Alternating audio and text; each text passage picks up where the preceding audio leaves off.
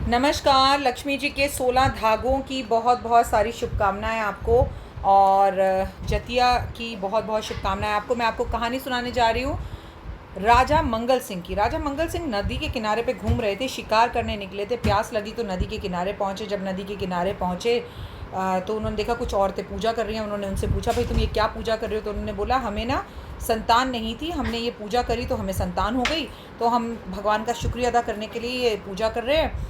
तो उन्होंने देखा सभी औरतों के हाथ में पीले रंग के धागे बंधे हुए हैं। उन्होंने कहा, पीले धागे क्या हैं? तो बोले, यही तो पूजा है। 16 कंठे 16 धागे बांधे जाते हैं और लक्ष्मी की कृपा से पुत्र की प्राप्ति होती है, और हम आपको ये धागे दे रहे हैं। आप अपनी रानी को जाके बांधना, आपकी रानी को निश्चित ही रूप से बेटे की प्राप्ति होगी। राजा ने बड़ी श्रद्धा से धागे लिए, आंखों पर लगाए, अपने पास रख लिए, बड़ा खुश और बहुत पॉजिटिव होकर अपनी रानी के पास पहुंचा और बोला कि ये मुझे महिलाओं ने दिया, गाँव की गरीब महिलाएं, तुम ये धागे बांध लो और हमें निश्चित रूप से पुत्र की प्राप्ति होगी। रानी ने धागों को देखा, दाएं देखा, बाएं देखा, कह रही, पागल हो गया, मेरे हाथों में सोने और हीरे की चूड़ियां, राजा कैसी बातें कर रहा है? मैं क्यों ये धागे बांध लूं, और इन धागों से मुझे क्या मिलने वाला है? इन धागों से तो उल्टा मुझे नुकसान ही होगा, मेरी सोने की चूड़ियाँ जो है वो ख़राब हो जाएंगी। रानी ने धागे लिए और अपने घर के रोशनदान से बाहर, अपने महल के रोशनदान से बाहर फेंक दिए। बाहर अस्तबल था, घोड़ों का अस्तबल। वहाँ पर एक सफाई कर्मचारी की महिला ने वो धागे देखे, उसने तुरंत चूमे माथे पर लगाए, चूमे माथे पर लगाए, हाथ में बांध लिए और वो सफाई करने लग गई। राजा ने उसे सफाई करते करते धागे बांधे हुए देख लिया। राजा ने बोला, ये धागे तुम्हारे पास कहाँ से आए?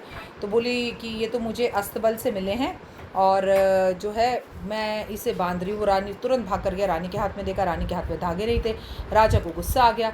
राजा ने रानी को घर, अपने महल से बाहर निकलने का आदेश दे दिया कि मैं तुम्हारे को त्याग रहा हूँ और तुम यहाँ से निकलो। रानी निकली और धक्के जगह जगह खाने लगी, परेशान हो गई। रानी कुछ पीने की कोशिश करे तो पानी में कीड़े पड़ जाएं, खाने की कोशिश करे तो खाने की चीज़ों में कीड़े पड़ जाएं। वो बहुत परेशान हुई, पूरे हाल फटे कपड़े, क्योंकि लक्ष्मी जी के धागों का अपमान किया था। धक्के खाती हुई एक आश्रम में पहुंची। जिस आश्रम में पहुंची, वहाँ के जो साधु संत थे वो बड़े अंतर्यामी थे। उन्होंने अपनी आंखें बंद करी और देख लिया कि ये तो रानी थी और इसने क्या पाप किया। उसने बोला, बेटा अष्टमी का व्रत आ रहा है, तुम 1 साल तक लक्ष्मी जी के धागे बांधो, अपने हाथ में माफ़ी मांगो और ये व्रत रखो, ईश्वर ने चाहा तो सब सही हो जाएगा।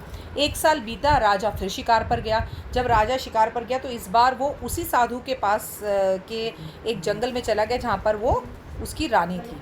उसे भूख लगी और उसे भूख लगने के बाद जो है उसने वहाँ पर अपने लोगों से कहा कि तुम शिकार करो। जब वो लोग शिकार करने लग गए तो शिकार में तीतर जो था वो राजा ने ला कर दिया कि तीतर का शिकार करके बना कर दो।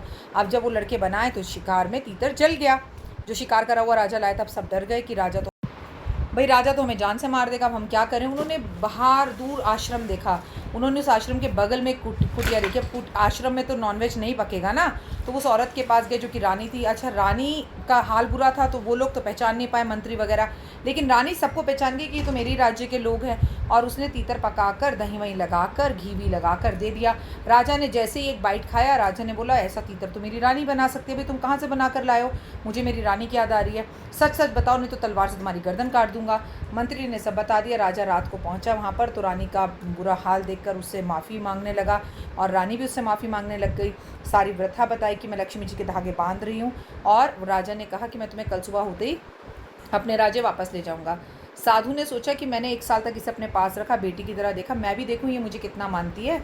और उसने बोला, मैं तुम्हें दही का कटोरा दे रहा हूँ, अगर ये रास्ते में दही हिले तो तुम समझना मैं मर गया, तो तुम वापस आ जाना। उसने कहा, ठीक है पिताजी। अब पहले ज़माने में तो बैलगाड़ी, घोड़ा गाड़ी, इसी चीज़ों में जाया जाता था ना। वो थोड़ा सा आगे गए, गड्ढे में गए तो दही हिला। उसने बोला, भाई मैंने तो अपना धर्म का पिता माना है, जब मेरा सबने साथ छोड़ दिया था तो मेरे पिता ने मेरा साथ दिया था, मैं तो वापस जाऊंगी और ज़रूर जाऊंगी। जब गए तो साधु जिंदा।